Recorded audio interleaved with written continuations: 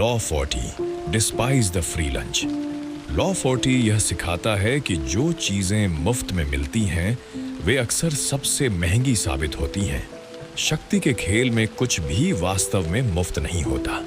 जब कोई व्यक्ति आपको कुछ बिना कीमत के देता है तो असल में वह बदले में आपसे आपकी स्वतंत्रता, आपकी निष्ठा, आपका नियंत्रण या आपकी चुप्पी खरीद रहा होता है। मुफ्त उपहार केवल बाहर से आकर्षक दिखते हैं, भीतर से वे एक अदृश्य जाल होते हैं। जो व्यक्ति इन जालों को पहचान लेता है वही वास्तव में स्वतंत्र बना रहता है।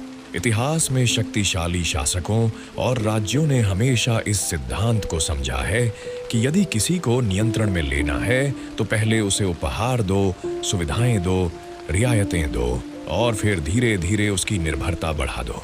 जैसे जैसे निर्भरता बढ़ती है, विरोध की शक्ति घटती जाती है। यही कारण है कि बड़े साम्राज्य छोटे राज्यों को पहले व्यापार, सहायता और संरक्षण का लालच देते थे, और जब वह राज्य पूरी तरह निर्भर हो जाता था तब उस पर वास्तविक नियंत्रण स्थापित कर लिया जाता था। इस कानून का एक प्रमुख उदाहरण प्राचीन यूनान की राजनीति में देखा जा सकता है।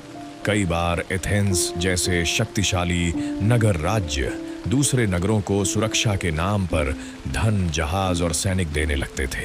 शुरुआत में यह सहायता मित्रता का प्रतीक लगती थी, लेकिन धीरे धीरे वही सहायता नियंत्रण में बदल जाती थी। जिस नगर ने सहायता स्वीकार की वह विरोध की स्थिति में रहने की शक्ति खो बैठता था। उसकी आर्थिक और सैन्य संरचना एथेंस पर निर्भर हो जाती थी और इसी निर्भरता के सहारे उसकी स्वतंत्रता समाप्त हो जाती थी। लॉ 40 यह भी बताता है कि मुफ्त चीजों का सबसे बड़ा खतरा यह है कि वे व्यक्ति को कृतज्ञता के बंधन में बांध देती हैं। जब कोई बार बार आपके लिए खर्च करता है, आपको सुविधाएं देता है, आपको बचाता है, तो मन ही मन वह यह अपेक्षा करने लगता है कि आप अब उसके आरणी हैं। यह ईर्ण दिखाई नहीं देता, इसका कोई कानूनी दस्तावेज नहीं होता, लेकिन मानसिक रूप से यह ईर्ण अत्यंत भारी होता है। एक समय आता है जब वह व्यक्ति इस आरण को वसूलने आता है और तब आपकी स्वतंत्रता की कीमत वसूली जाती है। यह कानून यह भी सिखाता है कि शक्ति का खेल खेलने वाला व्यक्ति कभी भी पूरी तरह मुफ्त में कुछ स्वीकार नहीं करता। यदि उसे कोई उपहार मिलता भी है तो वह बदले में कुछ न कुछ अवश्य देता है ताकि आरण का संतुलन बना रहे। वह यह सुनिश्चित करता है कि कोई उस पर यह न कह सके कि वह उसका कर्जदार है, क्योंकि शक्ति के संसार में कर्जदार होना गुलामी का पहला चरण होता है। इतिहास में फ्रांस के दरबारों में यह खेल खुलकर खेला गया। राजा अपने दरबारियों को महंगे उपहार, जमीनें, पद और सुविधाएं देता था। बाहर से यह सब सम्मान का प्रतीक लगता था, लेकिन असल में यह सभी दरबारी राजा की दया पर निर्भर बना दिए जाते थे। जैसे ही कोई दरबारी राजा के आदेशों से हटता, उसकी सुविधाएं छिन जाती और उसका पतन शुरू हो जाता। वह उपहार जिसने उसे ऊंचाई पर पहुंचाया था वही उसकी बेड़ियां ही बन जाता था। लॉ 40 यह भी स्पष्ट करता है कि जो व्यक्ति बार बार मुफ्त चीजें बांटता है वह अक्सर किसी न किसी रूप में सत्ता पाने की कोशिश कर रहा होता है। वह स्वयं को दयालु, उदार और महान दिखाना चाहता है, लेकिन इसके पीछे उसकी छुपी हुई इच्छा यही रहती है कि लोग उस पर निर्भर हो जाएं, उसकी प्रशंसा करें, उसकी रक्षा करें और समय आने पर उसके पक्ष में खड़े हों। उदारता जब रणनीति बन जाती है तब वह करुणा नहीं बल्कि नियंत्रण का हथियार बन जाती है। इस कानून का एक और गहरा उदाहरण व्यापार की दुनिया में देखने को मिलता है।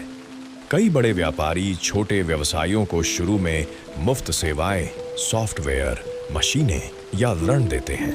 छोटे व्यापारी यह सोचकर इन सबको स्वीकार कर लेते हैं कि उन्हें सहायता मिल रही है, लेकिन कुछ समय बाद वही छोटा व्यापारी उस बड़े खिलाड़ी की शर्तों पर काम करने के लिए मजबूर हो जाता है।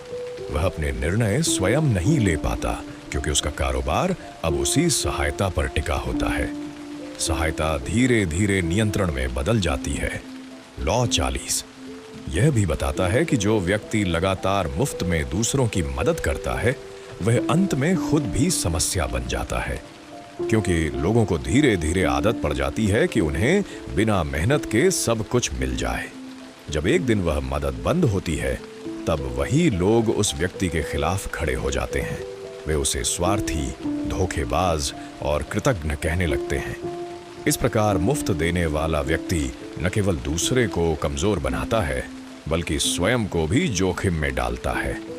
यह कानून यह भी सिखाता है कि मुफ्त चीजें अक्सर वास्तविक मूल्य को नष्ट कर देती हैं। जब किसी चीज के लिए कीमत चुकाई जाती है तो उसका मूल्य मन में बना रहता है, लेकिन जब कोई चीज मुफ्त में मिलती है तो उसकी कद्र नहीं होती। यही कारण है कि शक्ति के खेल में जो चीजें आप चाहते हैं उन्हें सम्मान के साथ खरीदना अधिक सुरक्षित होता है, बजाय इसके कि उन्हें मुफ्त में स्वीकार किया जाए। लॉ 40 का एक सूक्ष्म पहलू यह भी है कि आपको स्वयं भी हर समय मुफ्त में देने से बचना चाहिए।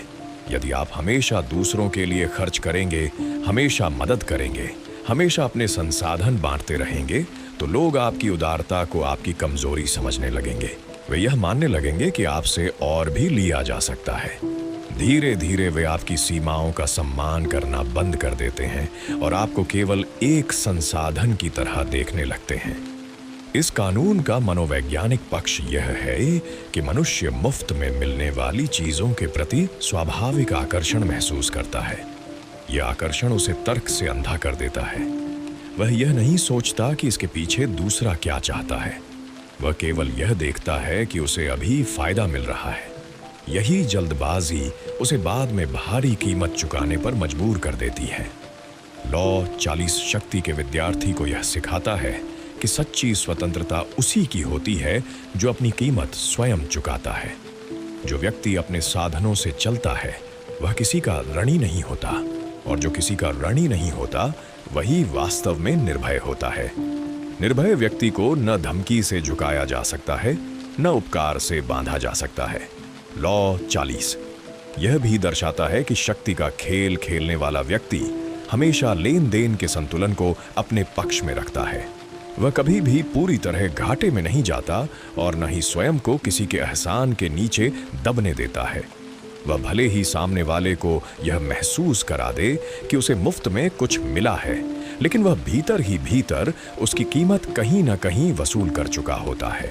कभी वह जानकारी के रूप में वसूलता है, कभी प्रभाव के रूप में, कभी प्रतिष्ठा के रूप में और कभी पूर्ण नियंत्रण के रूप में।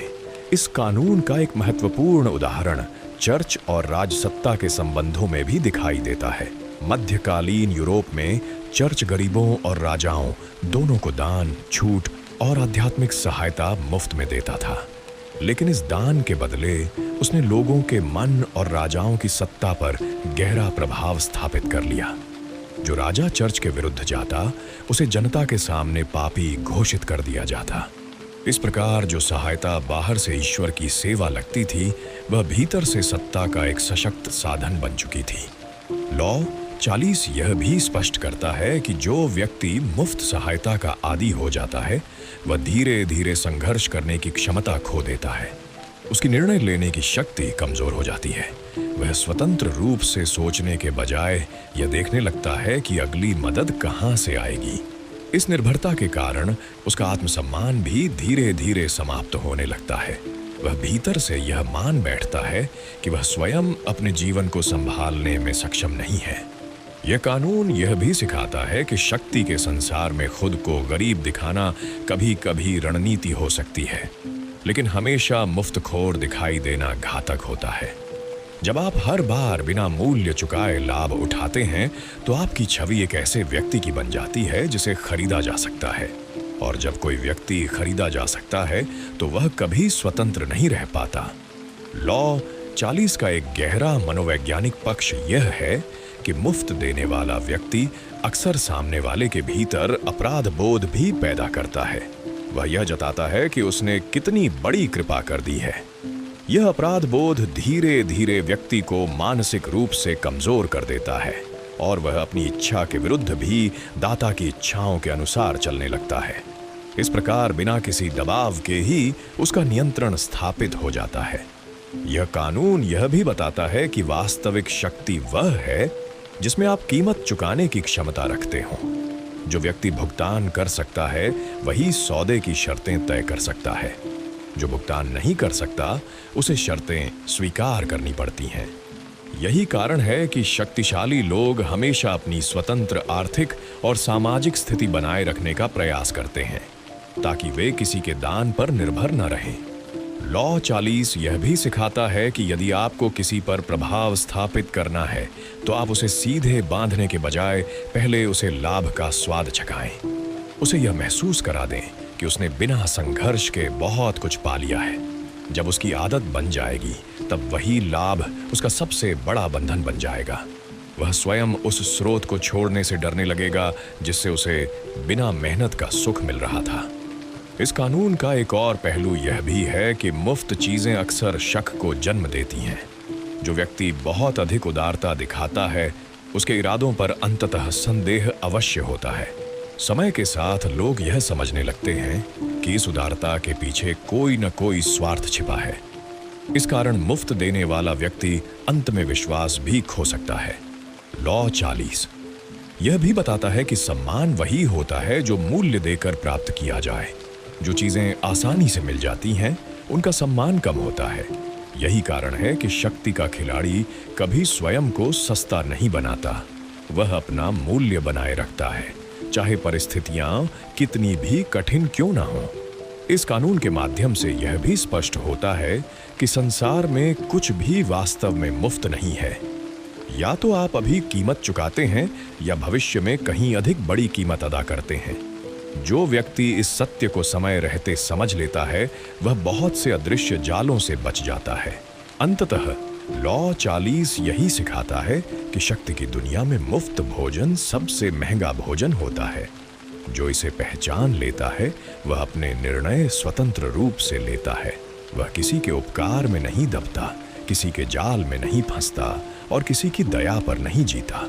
उसकी शक्ति उसकी स्वतंत्रता से निकलती है और उसकी स्वतंत्रता उसके अपने मूल्य चुकाने की क्षमता से जन्म लेती है।